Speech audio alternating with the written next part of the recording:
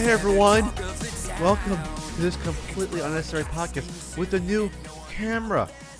Alongside Ian Ferguson, I'm Pat Contry. Episode 202. It's 202 on Tuesday, March 10th, 2020. Mario Day. Imagine if 202 was on 2020, on February 2nd. Wow, that would be something, wouldn't it? It was on 2020. I can't fucking think this morning. No, you can't. You're off. I'm really off. Last week I was kind of too. I'm like struggling against something. It is Mario Day, Ian, but on the show we'll also be talking about the Nintendo PlayStation auction results and what that means. Reggie Fils-Aimé has just joined GameStop's board of directors. The Strong Museum and Congregate partner to preserve Flash games and Q&A. Ian, how was your weekend? It was good. I went to the Wild Animal Park yesterday. That wasn't the weekend, but okay. Safari Park. It doesn't matter. Doesn't fucking matter. Doesn't matter. It's the time between last podcast and this okay. podcast. Then I'll change the question and be like, what did you do in the last 6 days? But yeah, that was good. Did you see one of these guys?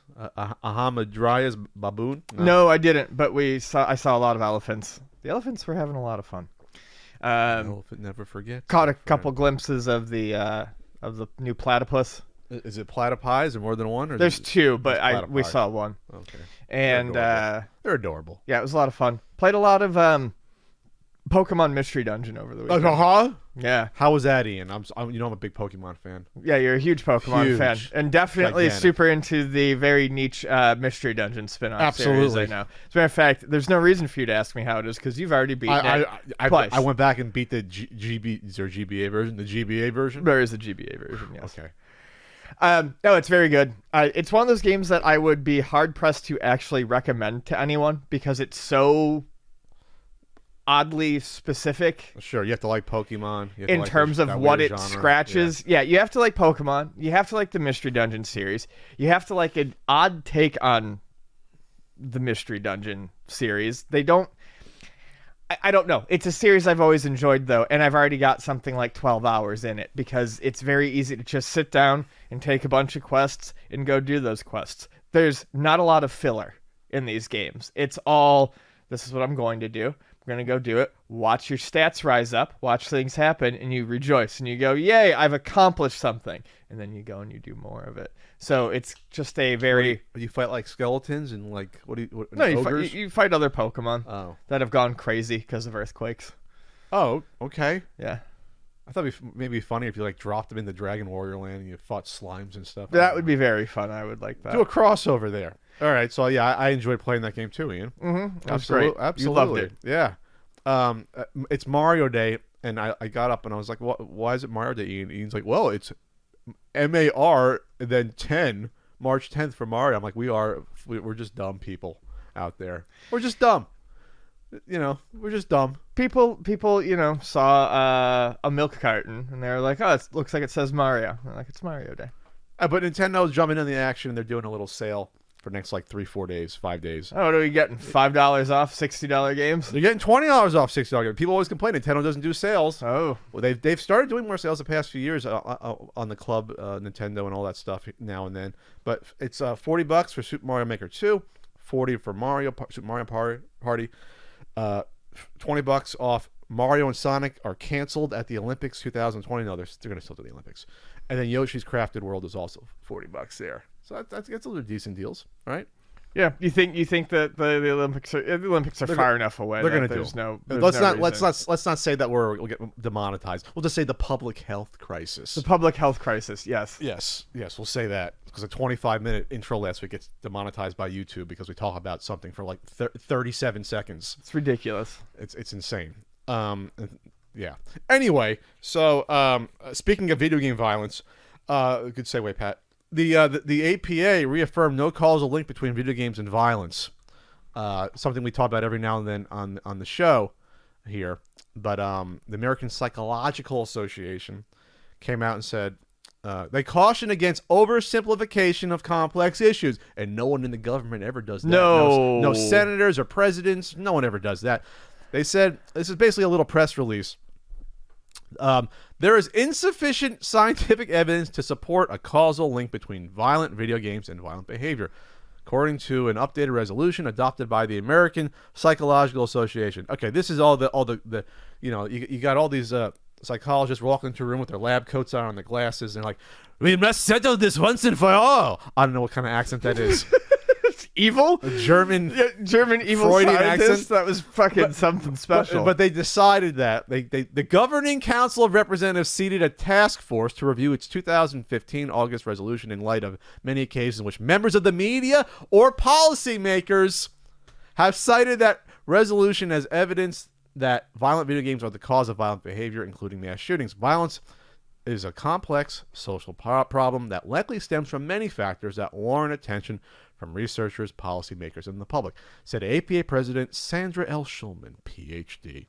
Attributing violence to video gaming is not scientifically sound and draws attention away from other factors, such as history of violence, which we know from the research is a major predictor of future violence. Yeah. Mm-hmm. If you're a kid slapping around other kids when you're 3 or fortunately torturing insects or animals, you're probably going to be violent when you grow up and have problems. Yes. I mean, that's where it comes from. Whether or not you play Doom isn't going to be the tipping point. You're going to be more drawn to Doom probably, but that's not going to cause you to go out and hurt people. Right. That's not going to be. This is silliness. And what gets me is that the people that rail about this usually are the people who have never played a video game in their goddamn life. Oh, probably not. Not to use the okay boomer thing, but boomers by and large don't play video games to the same extent of next generations. I still go out and I talk to older people at occasion, go to events, and when I talk to them about video games, to them it's almost like I'm talking about I visited a foreign country they never heard of. What? You can play video games and make some sort of living off of it, and like, yeah, or they say, oh yeah, video games, I hear they're popular. They talk about it like it's like so removed from reality. Seriously, have you seen this before? Yes. Like I'm gonna say everyone like 53 and up, like that sort of age range, 55 and up, where to them it's so divorced from their reality where they can't picture playing a game like Doom because they're like, oh wow, you're shooting demons, you must be something wrong with you. Can't be listening to that heavy metal music with the satanic lyrics, Can't be listening to that hip hop and getting your AK, that sort of hopping. So this is a reality that we are obviously dealing with still. And AK. I actually never heard an old person say that. No, neither have I. My grandfather never said that. My grandfather was so old, How old was he? Oh, he was born 1917. It was a joke. So yes. Is it Greatest Generation? There's still some of them around. Yeah, you're still around. And he probably never played a video game in his life. He probably went down to like the boardwalk and played like the light gun games like in the 60s or 50s. Those were always around there. But I can't picture my grandfather ever even playing Pong. I'm trying to think if he played when Pong came out. Was that 72ish?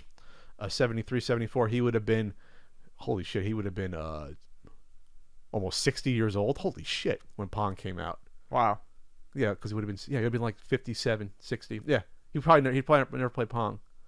My father did. My father, that was the weird. My parents' generation, the boomer generation, were the ones that transitioned into, maybe they played pinball, and then you had some arcade games come out in the 70s. They had like this, like the solid state games or the games that weren't really video games, right? That you still find every now and like you're on like the air raids or whatever. You're on a conveyor belt track and you're driving on the course, but it's not really technically a video game. But they were aged out by the early 80s because by then the baby boomers were like in their mid 30s already. Right. They weren't kids growing up with video games, so they sort of missed it. We were the first one, Gen X. And then later were the first ones really to get in on the action. But my dad still had the Coleco Telstar Ranger system and thought it was cool because he was just young enough still. It's weird when you're like a little 4-year-old, you never picture your parents ever being young. No, you don't. But when I was 4 and playing that Coleco Telstar Ranger, my father would have been, let's see, Pat Math. He would have been like in his mid 30s. So, yeah, he was still young. He was younger than what I am now. Wow, I'm putting it into weird perspective, am I? Yes. So anyway, that means I should have had a kid by now. Where's my life going? Anyway, I get weird comments online on sometimes. You should have a kid and family by now. And it's like, what? You gonna pay for the college for me too? Drop that fund, that kid fund. Then I'll have a kid tomorrow. I'll go out and adopt someone. give me $250,000 so I can raise them till they're 20. There you go. Anyway, sorry, what was I saying? Oh yeah. So APA reaffirms position on violent video games and violent behavior. So anyway, anything else? You haven't had anything? Anything to add, Ian? No, I'm way out of my fucking mind. This podcast. I don't really have anything else to offer. I mean, we've talked about this before. Holy shit! It's interesting to see, I guess, the constant what's the word I'm looking for? Reaffirmation. Well, we have to, because the people in power are idiots. Yes, and they keep saying, and they spout things on TV. And there could be people in charge of schools that are the same thing. Sorry, I have a toothache today. It's suddenly driving me nuts. I don't want to point at the fact that your finger's constantly shoved into your mouth, but it is. It's driving me fucking nuts. You usually get toothaches? Is it sensitive? Not often. Just this morning. You brush your teeth? Yeah. You got a toothache? I'm out of my mind. I'm like weird like this morning. Got the shooting pain. APA has worked for years to study the effects of video games and other media on children while encouraging the industry to design video games with adequate parental controls. That's responsible. Parent rental controls? Parent rental controls. It has also pushed to refine the video game rating system to reflect the levels and characteristics of violence in these games. So there you go. APA will continue to work closely with school officials and community leaders to raise awareness about the issue. They're going to do a fund drive. I don't know.